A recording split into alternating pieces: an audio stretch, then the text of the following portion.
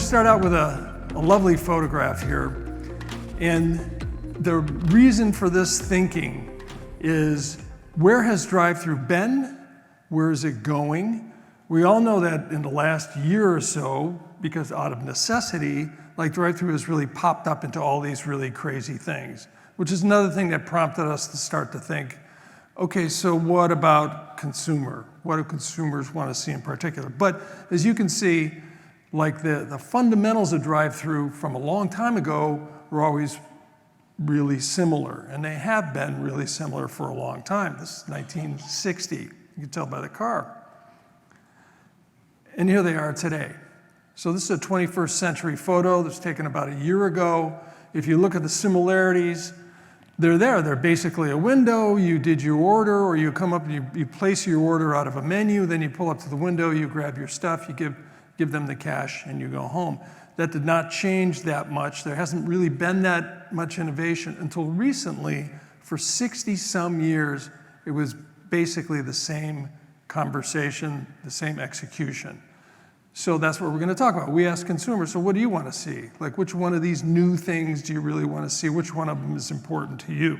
We work for a company called WD Partners, and our tagline is innovation at scale, which means that there's me and there's her, basically. Where I'll try to get ahead of things and try to understand what the consumer is thinking about. Like the work from home question that I asked earlier today is something that we're working on. Like, how is that going to affect location? You know, how is it going to affect operations and things like that? Because now you have people at home.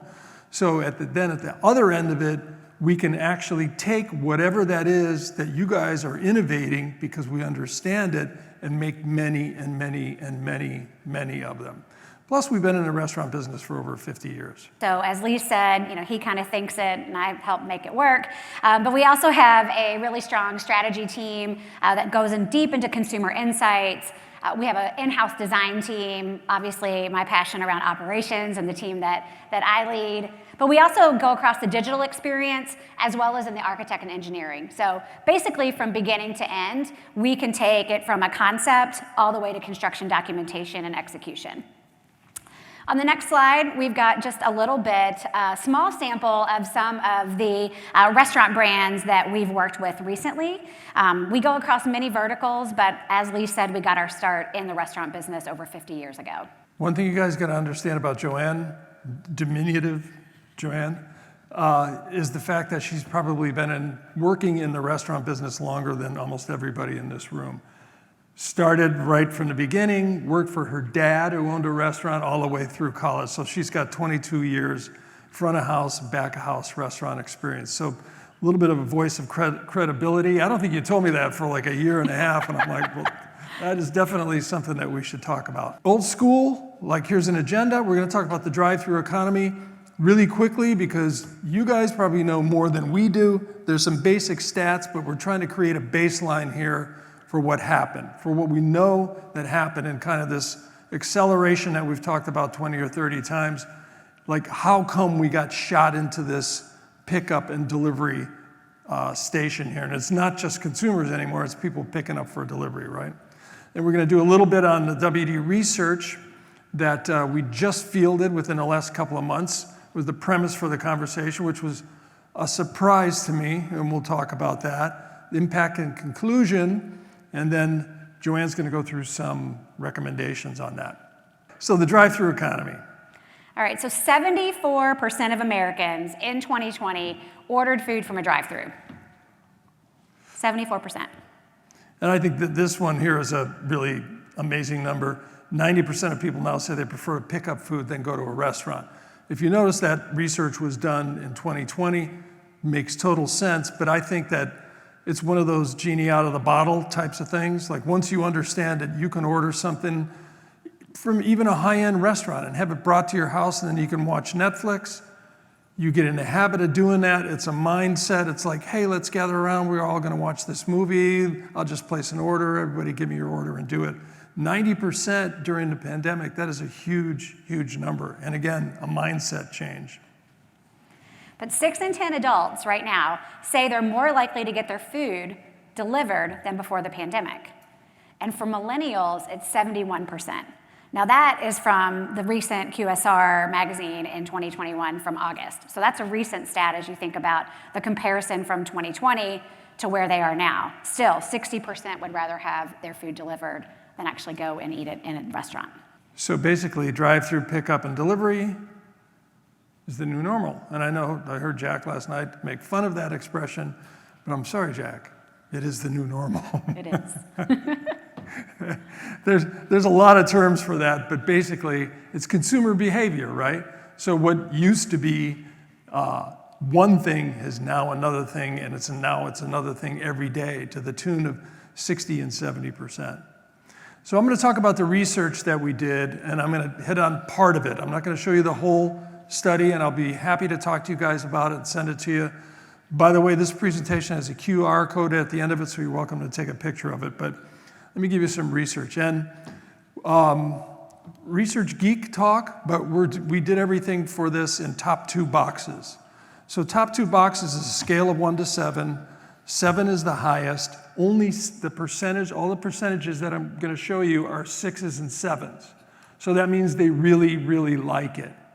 And if you picture a bell curve over 7 numbers, right, would go like that, you'd get about 18 to 20% in the 1s and 2s, 18 to 20% in the 6s and 7s. Got that, class? Okay, and so when you see numbers that are like 22%, 24%, which you will see some of, that's just kind of normal. It's not really exciting. And to give you an example, about 6 or 7 years ago in retail, we did a test for buy online, pick up in store with consumers. It was not really popular, but consumers told us that it was, so we did a test with like 2,500 people across the country. It came back at 86%. Now, and as we know now, 6 or 7 years later, that's a massive factor. It's a massive factor in the restaurant industry as well. So we were looking for that kind of number. Like, what are the big loves in terms of drive-through? The other thing that I'll tell you, and then we're gonna get going with this, it's gonna be pretty quick, but when you hit about 40% of top 2 boxes, that's definitely something that you wanna test. If you get about 50%, that means that test is gonna be really good. So if you were thinking about doing that test in 5 stores, you should do it in 25 stores, maybe 50 stores, if you get to 50% top 2 boxes. Because think how much that bell curve just shifted over to the right and how important that is to consumers. 60% and you're behind the 8 ball, you just need to roll that thing out and you're probably way behind a consumer. Okay, so here's the concepts that, well, let's talk about this just briefly. Gender split, 1,300 consumers across the United States. We did gear it a little bit to a lower income, although we didn't go below 25, and we did gear it a little bit to a younger consumer, knowing who the drive-through consumers are on a mass scale.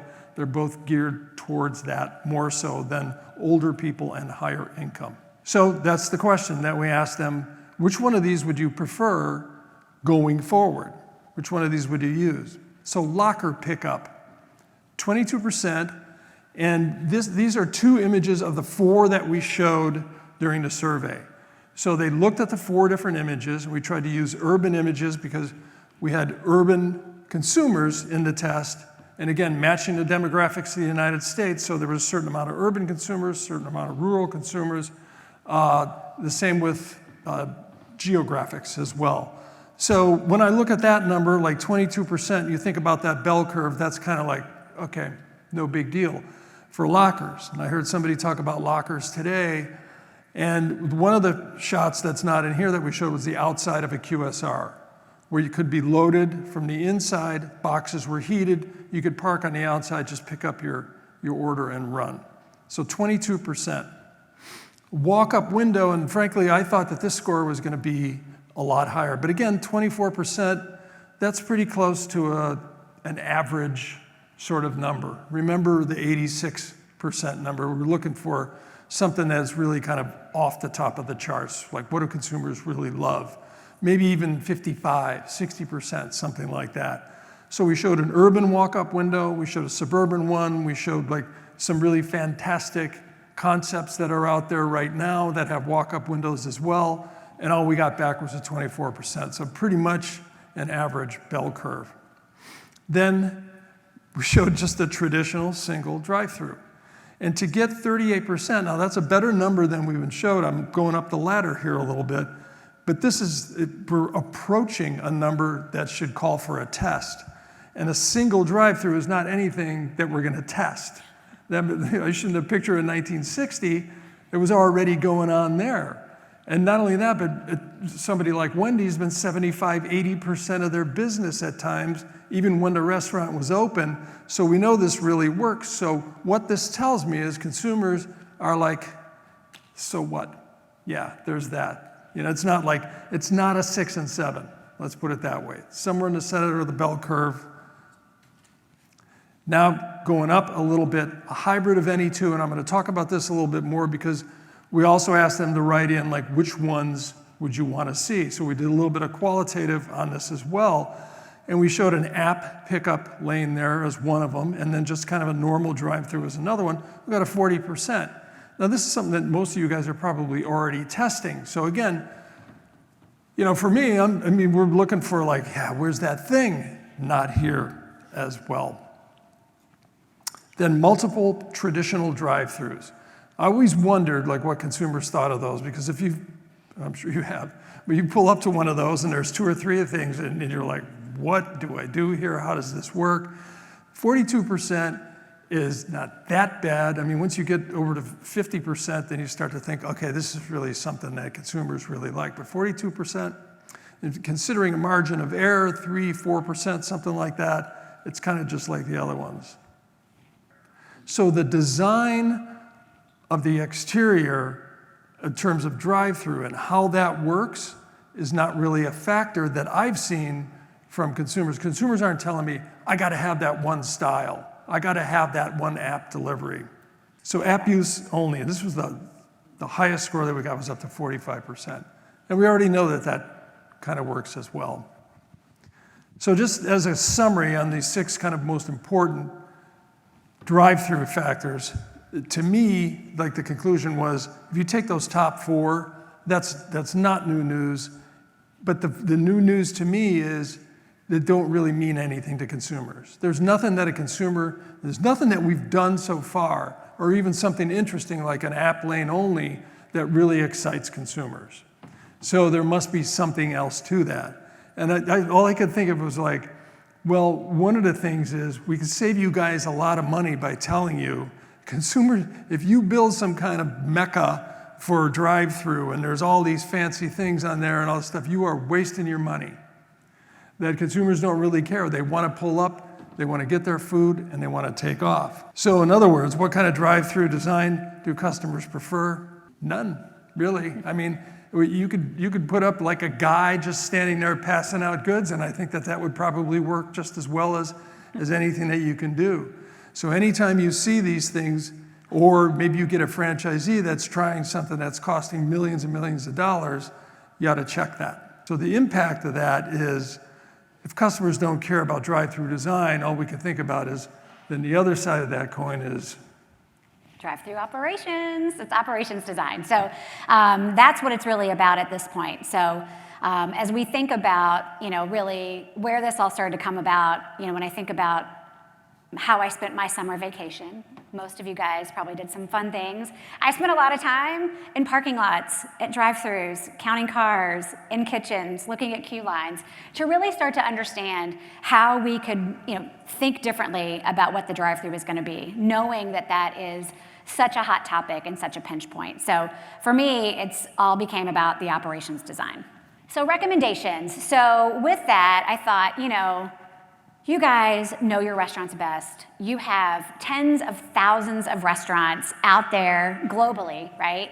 And what I started to think about is, what can you do now with what you have that will start to give you a return on your investment? So when I think about that, we try to simplify it into 4 things that you could do. 1, really being the drive-thru. Intuitive wayfinding, right? Like, tell me where to go, where I'm going. And, that was really kind of the first part of it. And we really go into an app adoption, the automation, and really the guest journey redefined. So when I think about intuitive wayfinding, it's really make it easy for me. There's so much going on out there, right? You've got, is it an app-only lane? Is it a mobile lane? Is it, can I go to the pickup? Can I go here? Where do I go when I come on the lot? Because when the customer orders from you, their satisfaction rate is already at 100%. Every time they experience some kind of negative or something that disrupts their happiness, their customer satisfaction score for you is already dropping, right? So on the next slide, as we think about, a big stat, as Lee always likes to find for me, 77% of fast casual restaurants added curbside during the pandemic. But for QSRs, that number was 58%. So you think about how that all kind of plays out. So now you think about the different sectors that have added curbside. They've added mobile. They've added third party only. Come to this side, come to this side. So you want to make sure when you pull on the lot, you know where you're going, that your wayfinding is really clear. Very simple things, right? You've got menu order boards, you've got, navigation painted on the lot, but you want to make sure every type of customer on their journey knows where to go, right? So we've got some examples here where the lane is open, lane 2, pre-order lane. We've got examples on the next one, very clear, drive-through. You've got your rapid pickup lane. And then lastly, we've got examples of just exactly, it kind of hits you in your face, drive-through pickup here. So it sounds really, really simplistic, but I will tell you, watching people come onto the lot and their confusion level of where to go based on their journey or based on where their purchase point is really, really interesting to watch. So I highly recommend you go out and spend some time on the exterior of your restaurants and explore that and see what that looks like.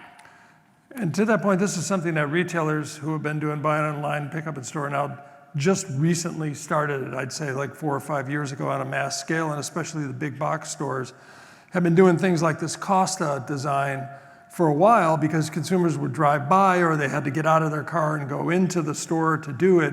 So for retail, this is now a big thing as well. Like what happens to the parking lot? Then if you guys know, if you shrink the parking lot in terms of planning and zoning, you've got a whole nother issue. So if you really got to mark it up like that Panera one, the last one, then you could also have some other issues.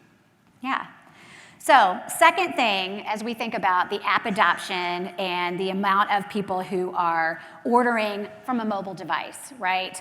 What you want them to do is reward me, right? Why do I need another app? So reward me for my loyalty, right? So give me something in return. If I love your brand and I want to shop there, give me something for it. When we talked, last year and the year before with app adoption, people were like, I don't really need another app, right? You had plenty.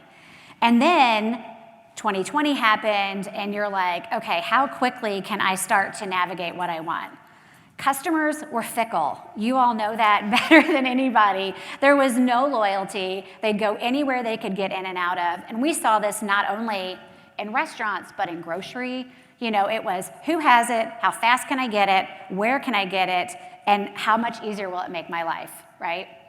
So the next one we've got on here is 88% of consumers are using a mobile app to order food, groceries, and other products. So that number continues to grow, right? I think the last number I saw when we were here last year was about 55%. So the increase in the ability to use that app has changed the customer behavior. And again, you guys know that better than anybody. You're out there living it day by day. So with the app adoption, it's like, give me something. I love your brand. I love your product. I want to be able to continue to enjoy it. So you've got to start to give your consumers something in return. So whether it's, they recognize my store location and my order, I can get stars. We go to the next one and we look at, I get different tier levels, right? I can order when I'm on the highway and it can be ready. And I know I have teenagers and they fight over who gets to use what point on what app because they want the free food or free points or whatever. And then you think about creating it into your total lifestyle, right? So on the next slide, you'll see it's not only just about creating, an order, but what else? What kind of stories can you tell? How can you launch your LTOs exclusively and give something in return for your loyal app adopters, right? So they're the ones that you're really thinking about.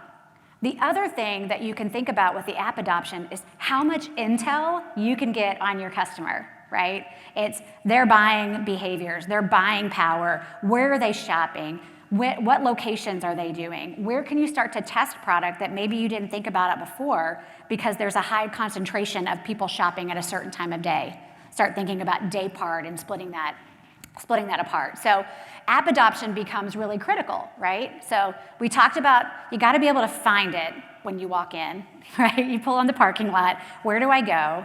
Reward me, what's in it for me? And then we go into the third one, which is automation. So automation, I like to think of it as not robots in back of houses, not all of these things that people think are like way out of kind of like I think of like the Jetsons when I was a kid, right? Like there's all these people flying around in cars. Like I don't think of it in that way. I think of it as how many of you guys right now in your home ask a certain device, like what the weather is, or turn on the music, or anything like that, right? So in my house, it's, hey Alexa, get me this, or hey Siri, do this, right? Automation can be a variety of things because we know that it's about saving me time and getting it right. Even before 2020, we know that consumers were all about having their order accuracy. I can't tell you how many clients we worked with around like, how do we improve our order accuracy as it's going out the window and making sure that everything's good and it's hot and it's fresh and ready to go. But we know now more than ever that labor is a huge pain point for you all in the restaurant industry, right? We know that 72% higher unemployment rate as of August 2021 than the national average. 7 out of 10 workers are leaving some restaurants every week. So we know what kind of pinch point that creates for you from an experience, right? There's training implications. There's all these things, right? There's the learning curve, and there's roles in restaurants, especially in QSRs, that are harder than others. So start to think about that and think about the ways that automation can help you. So we've got some examples here, right? So you can go all the way out, in left field and think about, the pizza bots that can produce 300 pizzas an hour, right? Helping you simplify some of those labor tasks that are repetitive and redundant, and they keep doing that. But you also have the ability to automate at your point of sale. You have the ability to automate at your speaker box, right? You can actually test that and have someone that's not a person take your orders, repeat it back, show it on a screen, and you're going to get so much higher order accuracy on that, just simply because we know our associates are distracted. There's a lot going on. They're asked a million things, and we've got really strong tenured associates working at the drive-thru because they're quick, they're efficient. So why not free them up to do additional things by making their life simple?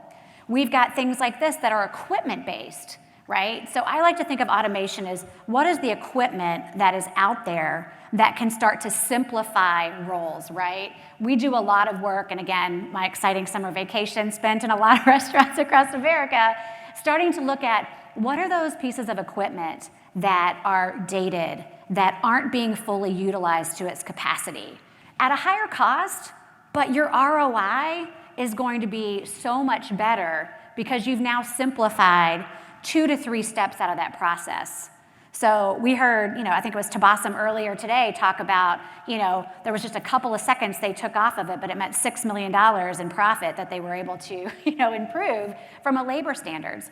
So those are things that I'd like to think about too, is what are you doing to really evaluate your kitchen equipment package out there, and what are some of those things that can continue to help that? And then we start to think about autonomous vehicles, right?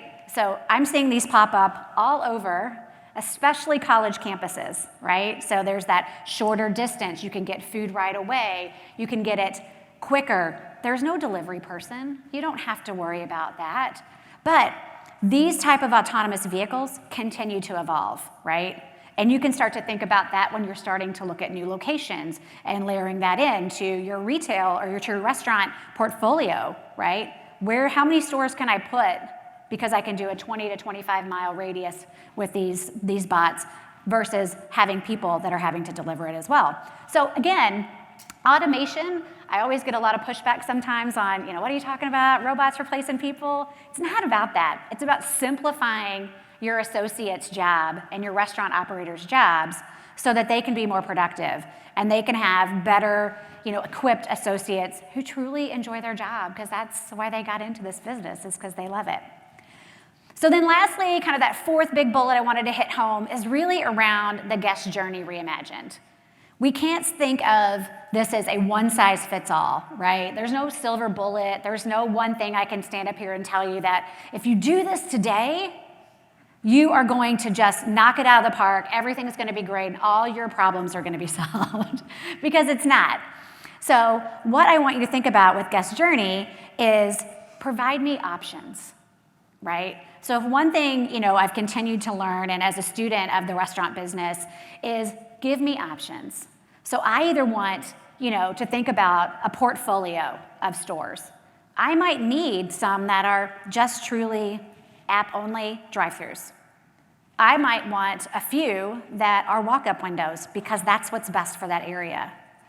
I also still need restaurants that are off the interstate, that have a dining room, that I can go in, stretch my legs out, take a break from driving, and still experience food.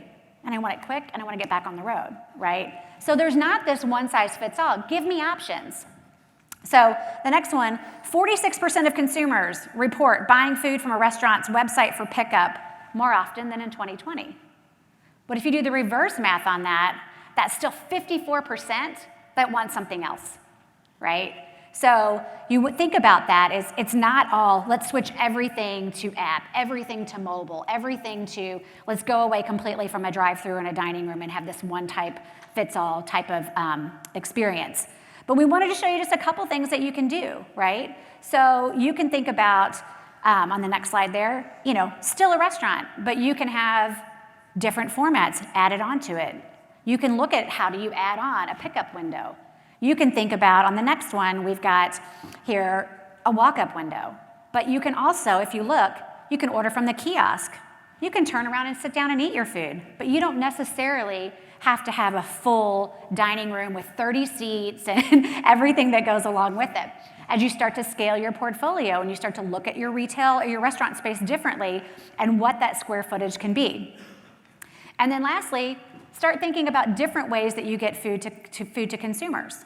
So you've got people being delivered, you've got drive-thru, you've got walk-in. So there can be a combination and a hybrid of all of them. Because what we learned in our research was things that you probably already have thought about is there's not one big slam dunk, right? Not everybody can go out and invest millions of dollars and create, a 17-lane, 2-level, food's dropping from, conveyor belts into your car and they're going on your way with license plate recognition. Like, wouldn't that be amazing if we all just had that type of capital to spend? But we don't. So we've got to get back to the basic fundamentals of how you look at your own space, right? Walk outside, look at it from the consumer's point of view. Think about their overall experience when they walk up. I think you'll be surprised, especially if you offer curbside. Where do you even go? If I want to actually sit down and walk in, I don't even know where to park because I've got so much going on, noise, right, out there that's happening. And then you want to think about, if I'm a loyal customer, give me something to continue to come back so that you can learn more about my preferences. And then start to think about what are the ways you can make your associates happy and engaged, right? What are those repetitive tasks that you can start to automate by really investing in your equipment and the layout of your kitchen? And then lastly, give me options. Just give me options that I want to do. Not everything fits everybody. You guys know that. But those are the things that, as we think about what's going to be next, it's those type of 4 things. So, Lee? At the end of the day, it is not drive-through design. That we know for sure. It's really the drive-through operations, how you really think about that and what you're doing with it to really reinvent yourself. And the next quote is from her. She told me. And I said, it's got to be a design. I mean, they got to walk up to it and do it, but Like, it must no. be my background.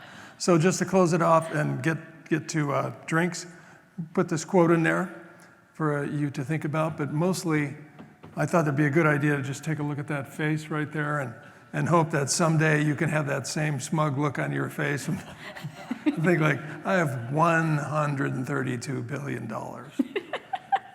But anyway, good quote. And there's the presentation if you choose to take a picture. Thank you very much. Thanks, guys. As always, thank you guys for an awesome presentation.